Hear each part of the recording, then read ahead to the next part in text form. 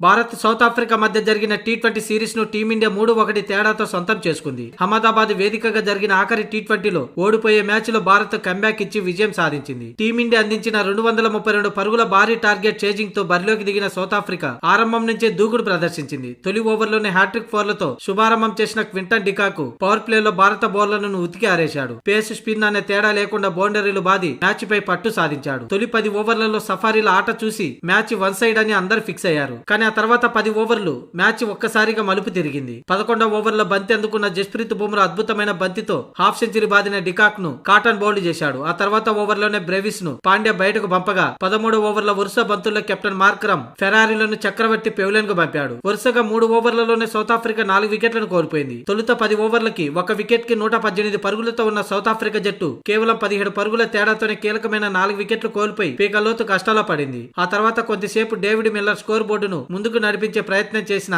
Harshdeep Singh bowling లో భారీ shot కు ప్రయత్నించి సంజుకి క్యాచ్ ఇచ్చి అవుట్ అయ్యాడు. దీంతో సౌత్ ఆఫ్రికా 154 పరుగులకి 6 వికెట్లు కోల్పోయింది. ఇక టైలెండర్ బ్యాటర్లు కాసేపు పోరాడిన ఫలితం లేదు. నిర్ణీత 20 ఓవర్లు ముగిసే సమయానికి సౌత్ ఆఫ్రికా జట్టు 8 వికెట్ల నష్టానికి 201 పరుగులు చేసింది. దీంతో టీమిండియా 30 పరుగుల తేడాతో విజయం సాధించింది. క్వింటన్ డికాక్ 35 బంతుల్లో 65 పరుగులు, డెవాల్డ్ బ్రెవిస్ 31 పరుగులతో పర్వాలేదనిపించాడు. మిగతా వారు వచ్చిన వారే వచ్చినట్టు పెవిలియన్ చేరారు. భారత బౌలర్లో వరుణ్ చక్రవర్తి 4 వికెట్లు పడగొట్టాడు. బుమ్రా 2, పాండ్యా 1, హర్షదీప్ సింగ్ 1 వికెట్ తీసుకున్నారు. అంతకుముందు తొలుత బ్యాటింగ్ చేసిన టీమిండియా నిర్ణీత 20 ఓవర్లలో 5 వికెట్లు కోల్పోయి 231 పరుగులు చేసింది. సంజు శాంసన్, అభిషేక్ శర్మ మంచి ఆరంభం ఇచ్చారు. శాంసన్ 37, అభిషేక్ శర్మ 34 పరుగులతో మంచి స్టార్ట్ అందుకోగా తిలక్ వర్మ, హార్దిక్ పాండ్యా ఆకాశమే హద్దుగా చెలరేగిపోయి టీమిండియా భారీ స్కోర్ లో కీలక పాత్ర పోషించారు. తిలక్ వర్మ 42 బంతుల్లో 73 పరుగులు చేయగా హార్దిక్ పాండ్యా 25 బంతుల్లోనే 63 పరుగులు చేశాడు. ఈ క్రమంలోనే హార్దిక్ పాండ్యా టీ20లో 2000 పరుగులు పూర్తి చేసుకోగా 16 బంతుల్లోనే హాఫ్ సెంచరీ నమోదు చేసి టీమిండియా తరపున రెండో ప్లేయర్ గా నిలిచాడు.